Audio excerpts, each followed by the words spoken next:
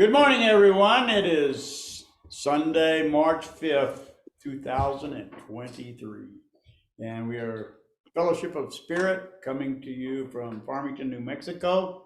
I'm Ron Holloway, and I will be your moderator for the day. Mark Wolf from Kentucky is going to be our main speaker. Margaret Cheesebro is going to be our musician today. And who is doing the reading? Oh, I'm supposed to do the reading. I forgot. This is the first one.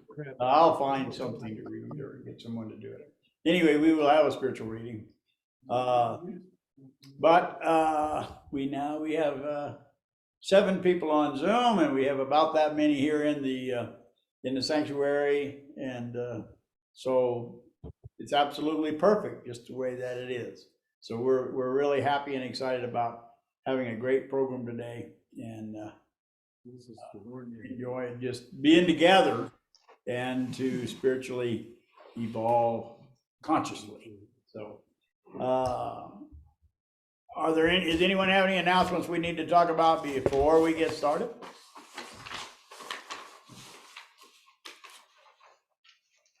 Okay, we're going to have a prelude. And so that we can kind of get our minds in a proper place to be relaxed and more receptive. So whenever you would like to begin, go ahead. There's no songs on this, no words.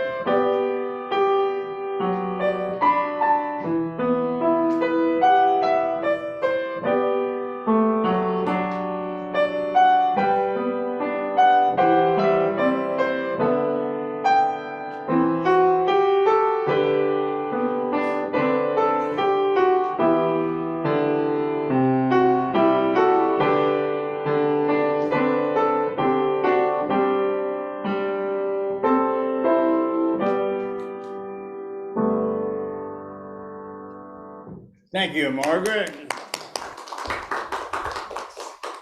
All right. Would someone like to offer an opening prayer? Yes. Okay, go ahead. Okay. Creator, Mother, Father, God, we give thanks for this day, for all the opportunities that it brings to us, for the love that you give us, for the fellowship that we have, that we can stand together in community, supporting each other. We give thanks for the wonderful message which we are about to hear, knowing that it will strengthen us spiritually and that we can go forward in our week, strong and loving, and giving our light to each and every person that we meet. For all of these things, we give thanks. Amen. Thank you, Susan. I am gonna need my case. I have to reading today.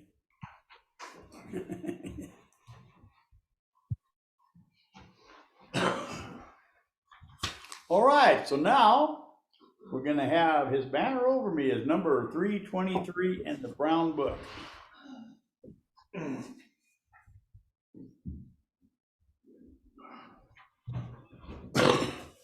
me turn on the mic.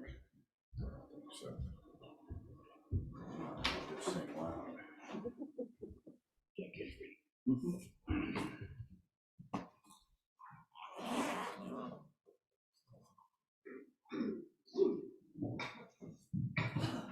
Thank you, sir.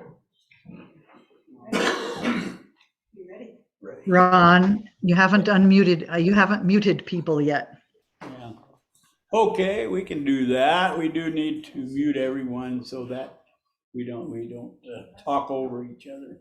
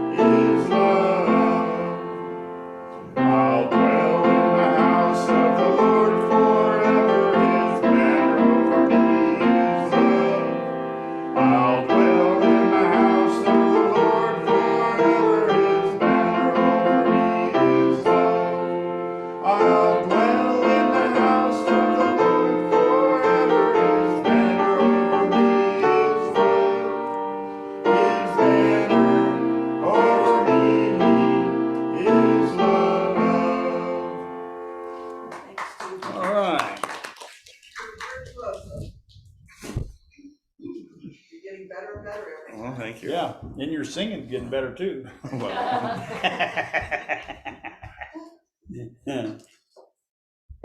Thank you, Steve and Margaret. Okay, let us do our reflection moment. Love produces a flow of energy that I now feel. I love others more than ever, and I feel privileged to be here. Love flows from one person to another as we create an atmosphere of holiness, and so it is. Our sweet Midge. Okay, What is it, my time now? Oh, it is now time for spiritual reading, which is me. It's from Conversations with God, for book 1. Okay, why? It is because we have lost touch with, if they ever were in touch, with the purpose of relationships. When you lose sight of each other as sacred souls on a sacred journey, then you cannot see the purpose, the reason behind all relationships. The soul has come to the body, and the body to life, for the purpose of evolution. You're evolving, you're becoming, and you are using your relationship with everything to decide what you are becoming. This is the job you have come here to do. This is the joy of creating self, of knowing self, of becoming consciously what you wish to be. It is what is meant by being self-conscious. You have brought all yourself to the relative world so that you might have the tools with which to know and experience who you really are. Who you are is who you create yourself to be in relationship to all the rest of it. Your personal relationships are the most important elements in this process. Your personal relationships are therefore holy ground. They have virtually nothing to do with the other, yet because they involve another, they have everything to do with the other. This is the divine dichotomy. This is the closed circle. So it is not such a radical teaching to say, blessed are the self-centered, for they shall know God. It might not be a bad goal in your life to know the highest part of yourself and to stay centered in that. Your first relationship, therefore, must be with yourself. You must learn to honor and cherish and love yourself. You must first see yourself as worthy before you can see another as worthy. You must see yourself as blessed before you can see another as blessed. You must first know yourself to be holy before you can acknowledge holiness in another. Truths by Neale Donald Walsch. Okay, so now we're going to have I Am Healed, and it is number 132.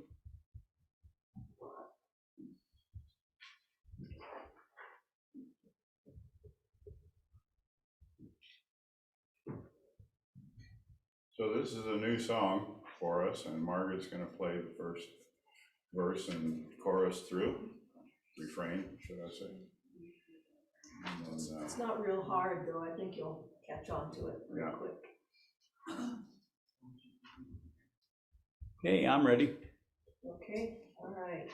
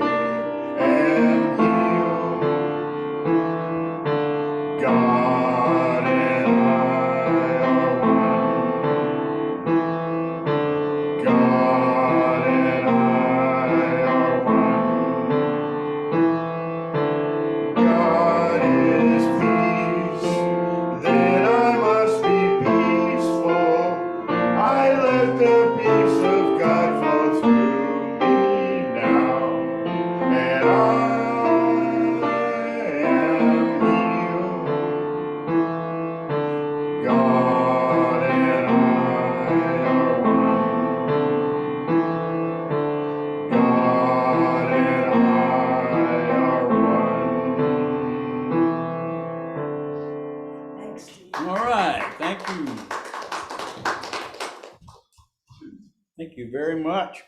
A wonderful message. So today, Brother Mark Wolf is coming to us by the magic of Zoom from northern Kentucky. And he's got I'm sure, an interesting, entertaining, and informative message that will bless us and heal us. So without further ado, let us welcome Brother Mark Wolf. Thank you, Ron. Can you hear me okay? And hear you fine. Perfect. Okay, well, good morning, everybody.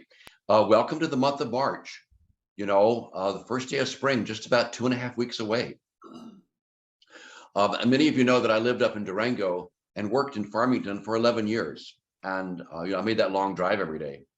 And something that I enjoyed watching the elm trees north of Aztec. You know, I was driving down and one day, you know, there's this little golden glow at the top of the trees.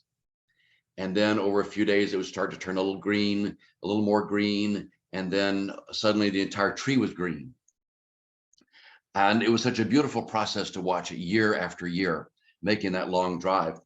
Okay, so speaking of watching a beautiful process year after year, this morning I want to talk about being another year closer to heaven. I borrowed this title from my cousin Barbara. Barbara and her husband live in Minnesota, and their children are grown. They're very successful in their lives. And Barbara and I are the same age. Well, I was born in March and Barbara was born in July. So I guess that makes me about 4 months older. But you know, after 6.5 decades, who cares? You know, and I enjoy reading Barbara's Christmas letter every year. And in her last Christmas letter, she mentioned her birthday in July and that she was now 1 year closer to heaven. Well, I started thinking and I said, you know, seriously, is that all we're doing? Just getting a little closer to heaven as we watch the process of our lives go by, summer followed by winter, followed by summer, followed by winter, followed by for decades on end, you know? We're just marking time season by season, getting a little closer to heaven year after year after year. And sometimes it feels that way, you know, because the thing of it is we're born and then and in that moment, somebody flips a big hourglass over, you know, and we don't know when the sand is going to run out. An hourglass. You have to be a certain age even to know what that is. Yeah. You know, who uses an hourglass anymore? You got an app on your phone. You know, but speaking of being a certain age, I have to tell you this. I think of the terrifying scene in The Wizard of Oz.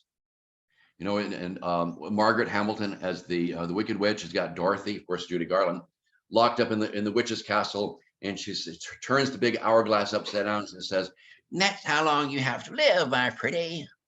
You remember that scene? It was terrifying. And by the way, that hourglass in The Wizard of Oz is sold at auction a few months ago for $495,000. I was not the one who bought it, no matter what you heard. So anyway, we have this hourglass, okay, and we don't know when the sand is going to run out. So each passing year, it just becomes, I don't know, just another year closer to heaven. But here's the thing, it's not just us, okay? It's not just us individually. And we have a sort of a spiritual hourglass that's over the entire world. And that's really what I want to talk with you about this morning. So hang on, we'll get back to that. Now, occasionally, my daughter goes with me when I go to work over at the library, at the branch library over in Independence, Kentucky. And, you know, she does her homework. She's learning to read Egyptian hieroglyphics, you know, and seriously. And so anyway, we're driving home and out of the blue, she asked me a question. She says, "Father." And I said, "Uh-oh, I know that tone of voice. I'm in trouble." Says, "Father, why does the Bible say that the earth was created in 4004 BC? Well, we know that's impossible." And I said, "Okay, did you read that in the Bible?" And she said, No. But that's what somebody said. And I said, sweetie, look, the Bible says no such thing, right? There are a few historical events in the Bible, like in the book of Esther, that we can date with some degree of accuracy, but this whole creation of the universe thing in 4004 BC is absolutely not one of them. So that system of dates that you find in a lot of Bibles, that was developed by a bishop in the Church of England. Okay, his name was James Ussher. He was a brilliant man. He's like the Sheldon Leonard of his day. And he researched it, and he came to the conclusion that the universe was created beginning on October 23rd, 4004 BC. Now, you know, people find that choice of dates kind of amusing. But Bishop Ussher chose that date somewhat arbitrarily as the date of Rosh Hashanah in 4004 BC. And in some Jewish traditions, Rosh Hashanah, which is the first day of the new year, is considered to correspond to the first day of the creation story. Now, today, obviously, James Ussher is often ridiculed for his system of dates, but we need to realize that his system of dates was first published in 1650. It was 1650. And not only that, he was not the only person trying to figure out what was the date of the creation. Johannes Kepler, okay, the German mathematician and astronomer, also worked out a system of dates, and so did Isaac Newton. Okay, and both Isaac Newton and Johannes Kepler pretty much agreed with what James Ussher had figured out.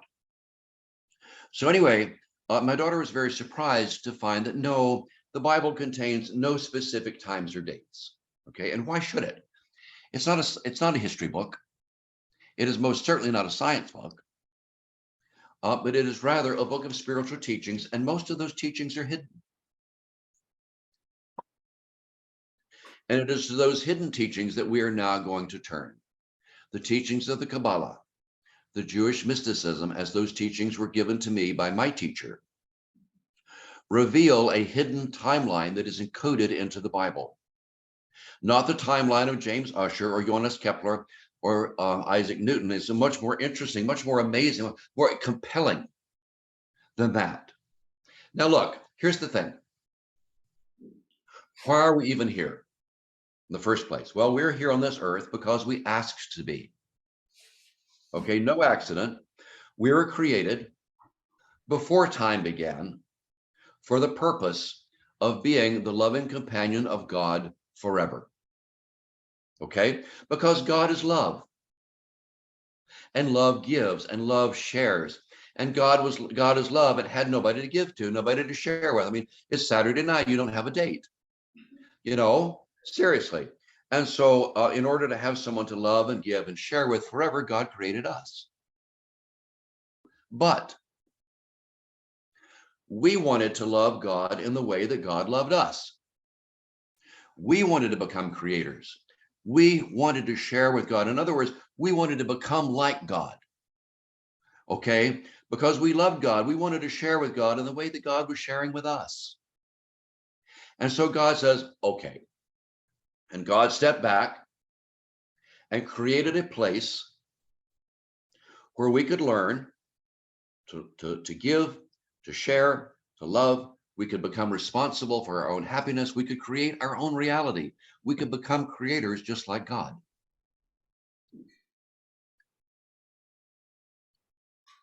Now, it was supposed to be easy. Okay? But we chose a much more difficult path than what God originally intended for us. Ultimately, it was a path that took us a long ways away from God. Then the story of the Bible, the purpose of the Bible then is to show us and teach us how to move closer to heaven, to fulfill our purpose and get back home to God, one happy family forever. It is to show us how much God wants to have a relationship with us. Listen to this, some references for you. Exodus 29:45. I will dwell among the sons of Israel. I will be their God. Ezekiel 14:11. They will be my people, and I will be their God. Zechariah 8:8. They shall be my people, and I will be their God. Jeremiah 32:28. They shall be my people, and I will be their God. Leviticus 26:12. You shall be my people, and I will walk among you. And in each of these references, I can feel the yearning of God's heart to bring us home again, to be one happy family forever. Listen to these beautiful words of the Song of Solomon, okay, in which our soul is yearning. It's a love letter. It's a love letter written to God, our beloved. And we're looking at Song of Solomon, chapter 2. My beloved is like a gazelle or a young buck. Behold, he stands behind our wall. He's looking through the windows, gazing through the lattice. My beloved spoke and said to me, rise up, my love, my fair one, and come away with me. Look, the winter's past. The rain is over and gone. The flowers appear on the earth. The time of singing has come, and the voice of the turtle dove is heard in our land. Rise up, my love, my fair one, and come away with me. Let me hear your voice, for your voice is sweet and your face is lovely. When I found the one I love, I held him and I would not let him go. And in this beautiful love letter, we can feel the deep yearning of God to be with us and the yearning of our soul to be with God once again. That's the reason why a giant hourglass was turned over and we were given a time frame. Listen, we were given a time limit on our spiritual work of becoming like God. We were given a maximum of 6,000 years to finish our work of becoming like God. That's the amount of sand in the hourglass. Now, why 6,000 years? Well, 6,000 years are based on the symbolic 6 days of creation, because we are told repeatedly, in 6 days, God created the heavens and the earth, and on the seventh day, he rested. And then we're told in 2 Peter 3, verse 8, it says, but beloved, do not forget this one thing, that with the Lord, 1 day is like 1,000 years, and 1,000 years are like 1 day. So 6,000 years to complete our work of becoming like God, learning to love, to share and to give, to be responsible for our own happiness, to create our own reality, to become like God. 6,000 years to do this work, and then in the 7,000 years, we will rest from our work. So now the question becomes, how do we know how much sand is left in the hourglass? Okay, here's how we know. The amount of sand in the hourglass is measured on the Jewish calendar. All right, the Jewish calendar, this is the year 5,783 out of a maximum 6,000.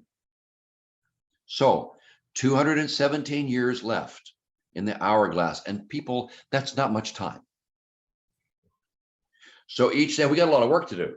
And each day and each year, yes, we are indeed getting closer to heaven. But here's the thing, here's the kicker. All right. The time frame has already been established. All right. The amount of sand in the hourglass has already been measured. And the end result has already been written. And the end result, the end of the story is beautiful. But how we get there between now and then has been left up to us. So we can get there, that is to the end of days. We can get there in peace and joy and prosperity and sharing laughter. Or we can get there weeping and grieving and hiding fearfully behind the smoking ruins of our civilization. That choice is up to us, but the ending has already been written. All right. The ending is beautiful, but it's up to us to decide how we're going to get there. So when we take upon ourselves the responsibility, because that's what this is responsibility. We can take upon ourselves the responsibility of our spiritual transformation. We actively learn to love and to forgive and to share, to be responsible for our own happiness and our own creation. Then we're moving our story forward with love, with joy.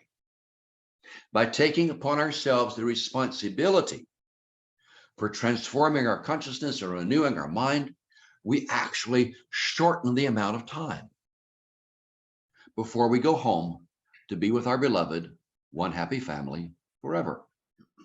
But you knew that was coming. But when we're living in ego, we're living selfishly, we're living in the darkness of our ego, receiving for ourselves alone, then we stretch out the time and move our story forward with darkness. Now, here's the thing.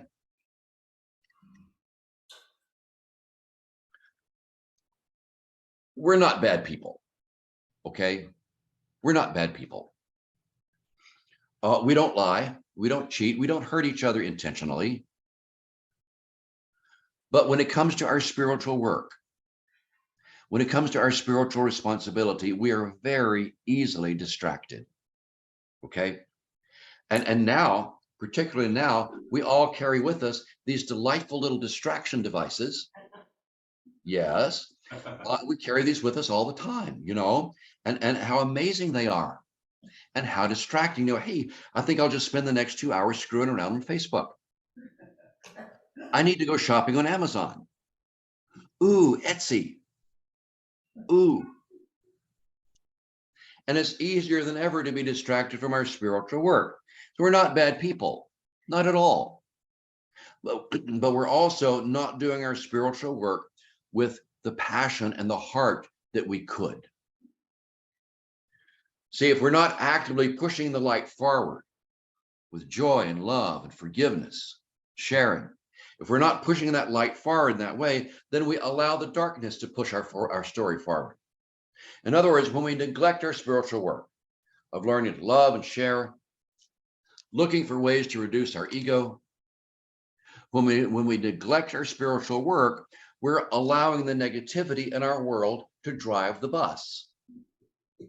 Because remember this, the end of the story has already been written. Okay, and it's beautiful. The part in between is left up to us. We get there any way we want to. Now, the prophet Isaiah had a vision of the end of the story. This is in Isaiah chapter 60. And here's a small part of what he saw. Isaiah said, your people shall all be, your people shall all be righteous. They shall inherit the land forever.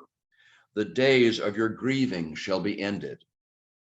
A little one shall become 1,000, and a small one shall become a strong nation. I, the Lord, will hasten it in its time. Okay. Beautiful words and a beautiful vision, don't you think? But we need to step back. Okay. We need to say, wait a minute. Wait a minute. What do you mean, hasten it in its time? That doesn't make sense. Hasten it in its time. I mean, come on. You can either hasten something, I mean, you can hurry it up, or you can let it happen whenever it happens. You cannot do both. Hasten it in its time. I mean, come on. It doesn't make any sense, right? Until we realize that we have an assigned time frame. We have an hourglass with only a finite amount of sand in it. It means that we are allowed to take the full 6,000 years. Okay, we can do that, or we can hurry it up. It's up to us. Okay, we can take upon ourselves the responsibility of spiritual transformation, and we will take the story forward with joy and gratitude, and that will hasten the time that we are home with God, one happy family forever. Or we can shrug it off. Let somebody else do this spiritual work. I mean, it is too hard. Leave it for tomorrow. Let somebody else do it. And then God will force the transformation upon us. All right? I, the Lord, will hasten it in its time. The choice is left to us.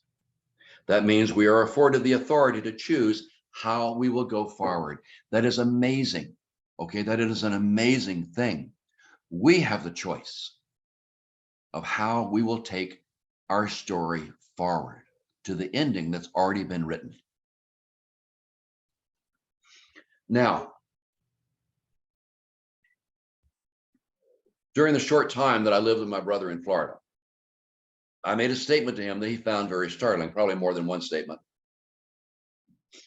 Oh, God bless. But anyway, I said, we're at the kitchen table, and I said, you know what? God does not know what we're going to do next. Okay? God does not know what course of action we are going to choose next. Okay? So this authority was given to us. The authority to choose was given to us. It is a power that was not given to the angels, but it was given to us. And my brother said, no. No. Of course, God knows exactly what we're going to do next. I mean, that's part of the job description. That's part of what makes God, God. And I said, no, look, God knows everything we could possibly do, along with every possible consequence and every possible result. But the individual choice that we make next is not known to God. Take that in for a second, okay? It is a bold statement. Maybe it is startling, but listen, here's how we know.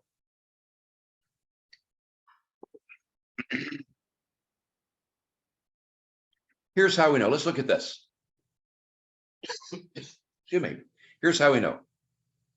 We are looking at Genesis chapter 22, verse 1. Now it came to pass after these things that God tested Abraham. Okay?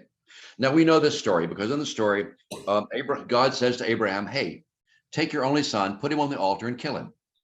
And Abraham says, okay. And then at the last possible second, verse 8, the angel calls on and says, no, wait a minute. Do not lay your hand on the young man. Don't do anything to him, because now I know that you fear God. Okay? Now I know.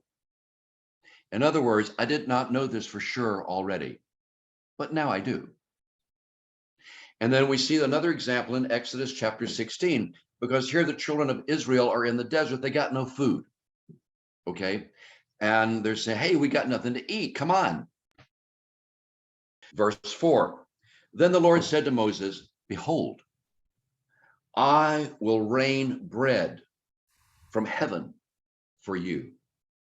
And the people shall go out and gather a certain amount each day, so that I may test them to find out if they will obey my law or not.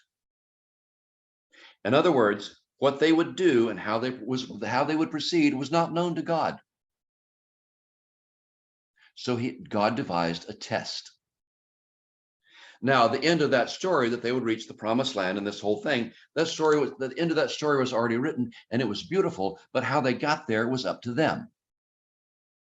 Listen, in Deuteronomy chapter 8, and reflecting on this, okay, and Moses says, you have to remember that the Lord your God led you all the way these 40 years in the wilderness to humble you and test you, to find out what was in your heart and whether you would keep his commandments or not. Okay, and none of this makes any sense. I mean, seriously, it makes no sense until we realize that the actions that we will choose, both as individuals and as a people upon the earth, those exact actions are not known to God. because the authority to choose and the power to choose how we will go forward has been left up to us. Now, let's take a minute and review. There is a timeline that is encoded into the Bible. It is not the speculative timeline of James Ussher. It is a timeline of a covenant with God, in which we were given a maximum amount of time in which to complete our spiritual work of becoming like God. The hourglass was flipped over, and we were allotted a maximum of 6,000 years. We were given the power to choose how we would go forward. We could choose to take the entire 6,000 years, shrug it off, ignore our spiritual work. We can do that. And then God will force the transformation upon us. Okay? Or we could choose to take up the responsibility and then shorten the amount of time, bringing peace to earth and reuniting ourselves with God, one happy family forever. God does not know what we will choose. But the end of the story has already been written, and the ending is beautiful. How we get there remains up to us. And whether we come to the end of days in joy and gladness and sharing laughter, or whether we arrive there in the smoking ruins of civilization, okay? It's up to us. It's up to the choices that we make today. Now, speaking of calendars, on the Christian calendar, this is the season of Lent. And I know that many of you like to do something for Lent. And Lent is all about getting ready to celebrate Easter. So here's the challenge. Here's the thing. Here's the challenge. I want all of us to do something for Lent. I'm going to do something for Lent. I want all of you to do something for Lent. Make a special commitment, at the very least, between now and Easter. Make a commitment to take your spiritual work to a higher level. Okay, whatever your spiritual practices are, you meditate, you pray, walk in the woods, you study, you do yoga, whatever it is that you do. Take it to a new level. Put more energy into it. Put more love into it, more heart, more passion. Spend some more time with it, okay? Put more of yourself into it between now and Easter at the very least. Because you're doing this not just for yourself, you're doing this for the whole world. That's what's so compelling about this time frame, okay? Love when it is difficult, all right? Forgive when forgiveness is not asked for. Share when it is not comfortable. Give even if you're afraid. This is the spiritual work of transformation. Not for yourself alone, but for the whole world. This is a global assignment. And if not us, then who? Because maybe, who knows, that we were brought to the earth at this time in order to do this work. This is how we make the choice, how we put the light of God, love and joy into the driver's seat of our bus to take us forward. This is how we rise up from being just good people. Yeah, we're good people. We rise up from being good people to becoming a real light upon the earth. Now, yes, we are getting closer to heaven year by year, just like my cousin Barbara said. And the ending has already been written, and the ending is beautiful. And one Sunday soon, maybe I'll tell you about my vision of that time. But for right now, we know that one day we will be with God, one happy family forever, and we will rest from our work. But for right now, the sand is still running out in the hourglass. So get excited about your spiritual work. It's not for yourself alone. It's for the whole world. Your ongoing transformation, my ongoing transformation, this affects the whole world. Become a light in the world.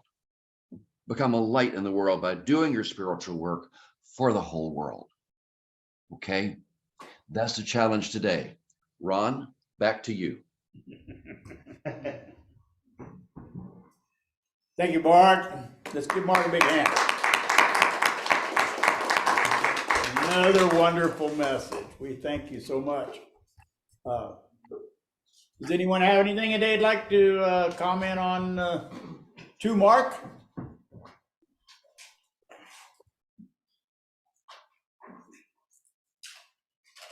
I can add a little something.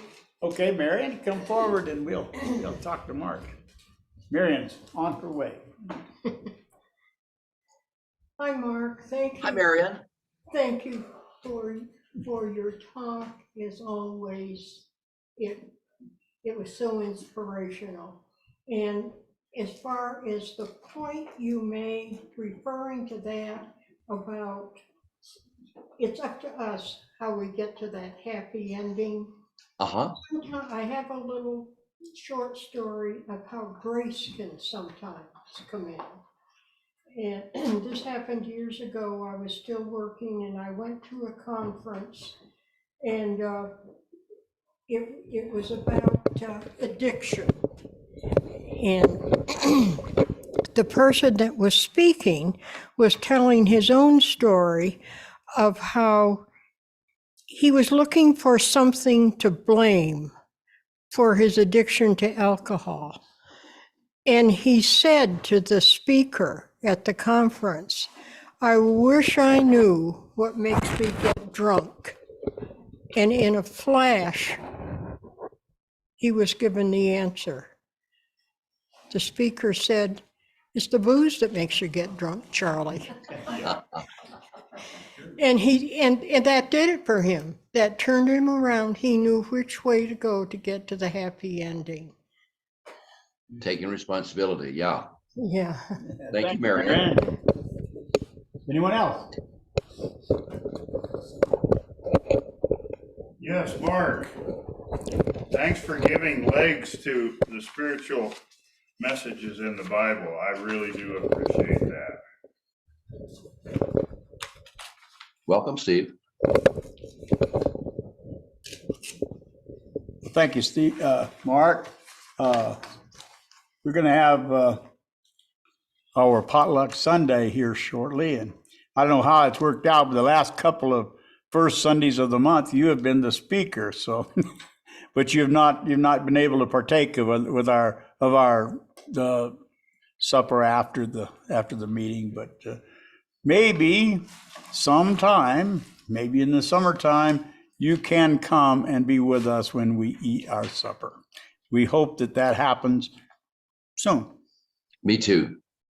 Me too. Look forward to it. Yeah, so anyway, let's give Brother Mark Wolf a big hand.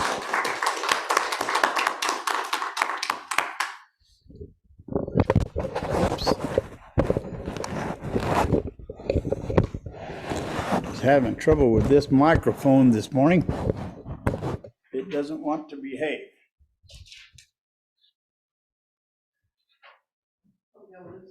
There we go. No, I'm the one with the loose screws.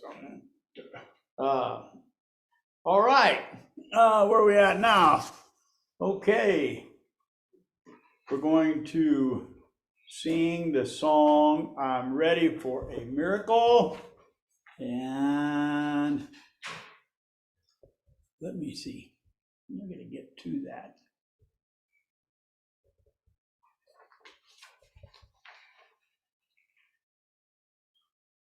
There we go. So it is number 346 in the Brown Book, or you can watch the screen.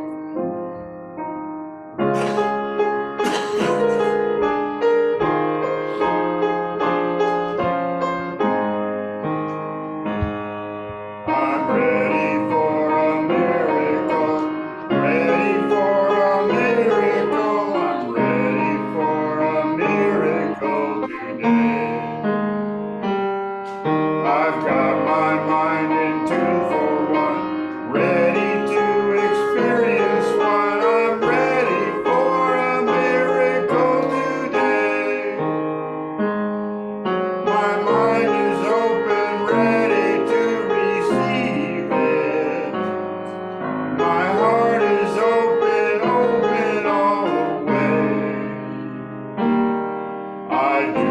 accept a miracle.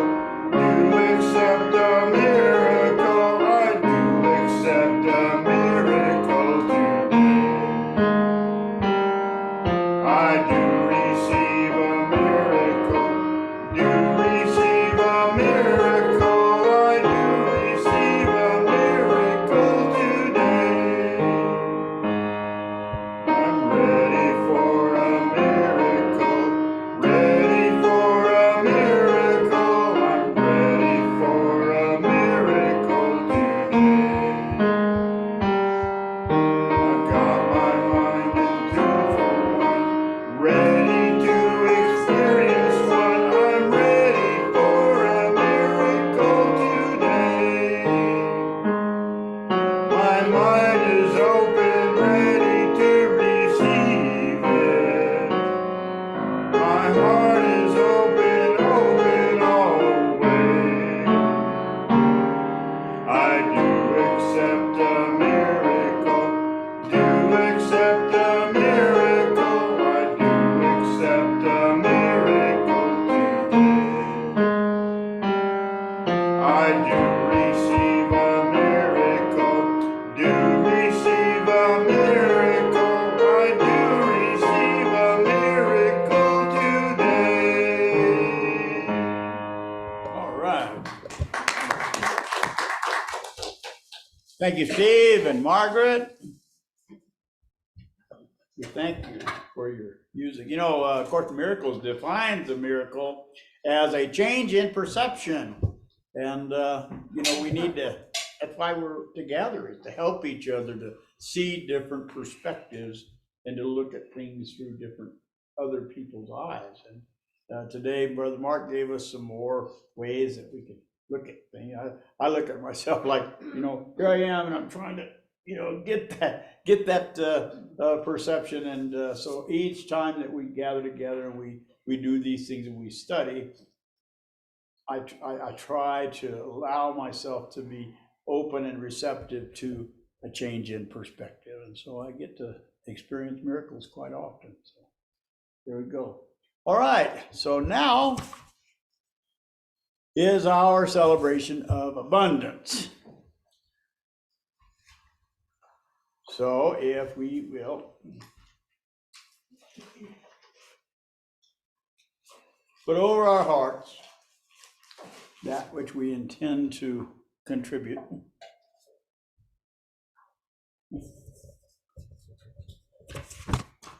And repeat after me. Divine love flowing through me blesses and multiplies all that I have, all that I receive, and all that I give. Through infinity, I am prosperous. So, thank you very much. There we go.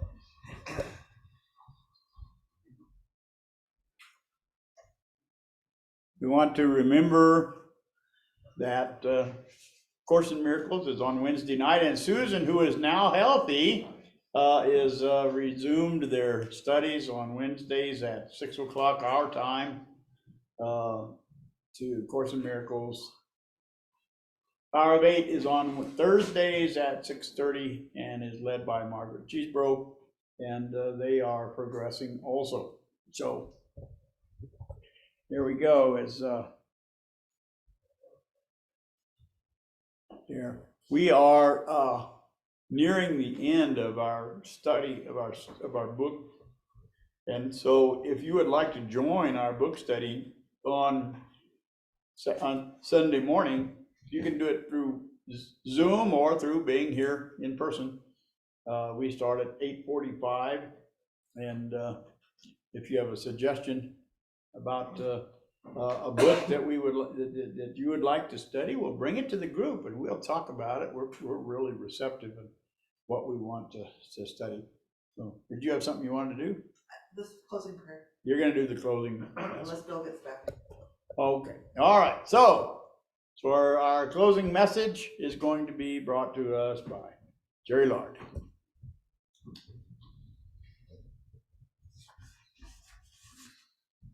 This is from the Nightly Book of Positive Quotations by Steve Digger. Responsive or reactive? I must govern the clock, not be governed by it.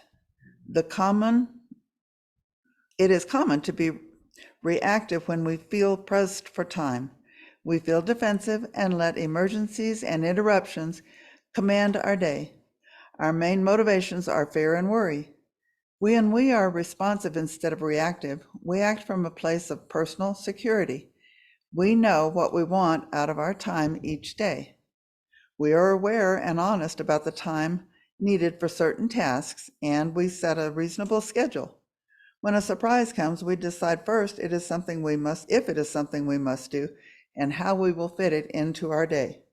No amount of false urgency shakes us from giving the matter and ourselves appropriate time. I can only turn off the chatter of stress and hurry in my mind, and I will pause, collect myself, and get back in command. I love that. I really do. Thank you all. Thank you.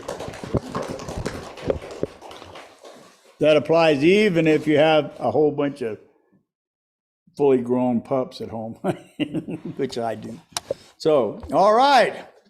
So there it is. Is there any other announcements? Anybody have anything that they'd like to say? Daylight savings time next week. Daylight savings time, so we'll start in reality an hour earlier. So yeah, take an hour away from us in the spring and give it back in the fall. So anyway, Joyce, it is wonderful for you to be here. We're really happy. Thank you very much. It's welcome to be here. I can't believe how nothing has changed, but everything's changed since I was here. Yeah. So it's very nice, very, very nice to be here. Thank Well, thank you. We're glad that you're here. I'm glad that every single one of you are here today. Yeah. And I'd like to acknowledge Sue being here. Susan's here. Susan's here. Yes. I acknowledged her earlier when you weren't here. Okay. All right. So let us gather up and we'll sing our closing song.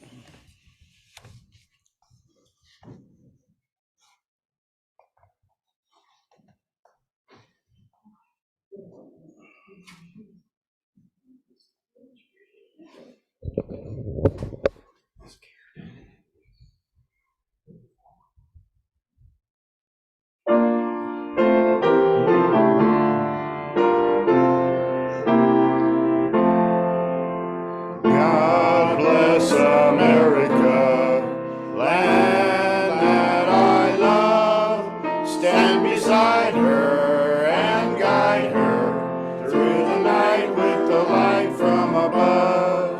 From the mountains to the prairies, to the oceans white with foam. God bless America, my home, sweet home. God bless America, my home, sweet home. Weave us together, weave us together in unity and love. Weave us together, weave us together in unity and yes, there is peace on earth, and yes, it begins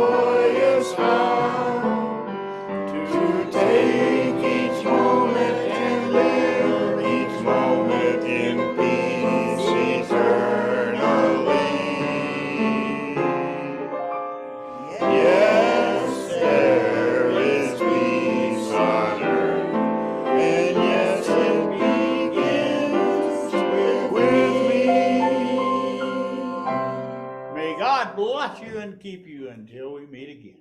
Amen. I did. Hey, good, Good to see you. Says I did that, and every word that came out. Right, I was like, wow, so there's still something up there. Yeah, cool. Hi, guys. How are y'all today? All right. Good to see you. Very good. Love you each and every one, Mark. Talk to you soon. So glad you're feeling Yeah, better. so it's Don't good like to be when here. you're not feeling well. I was worried about you last week. Don, Neva, we're really glad that you're here. Hope that you're all well. Carol, maybe you can be here next time. Thank you very sweetie. much. Hi, how are you? I'm really good. You? I'm very, you know what? I'm better than I should be, probably. Yeah, we could all say that. I'm better than I deserve. Yeah, better than I deserve, yeah. That's for sure. So this church looks wonderful. Yeah. And all the stained glass, the girls have been good, isn't it? It really is wonderful. I love it. It's very nice. And so this, the stuff up here